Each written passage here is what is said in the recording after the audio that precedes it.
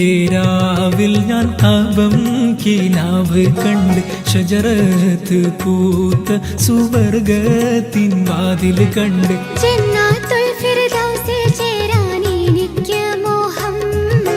ഹൗലുൽ കൗസർ കുടിക്കാൻ എനിക്ക് ദാഹം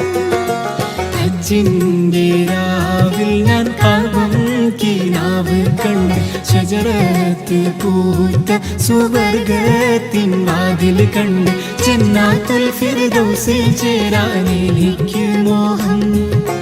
ഹൗലുൽ കൗസർ കുടിക്കാൻ എനിക്ക് ദാഹം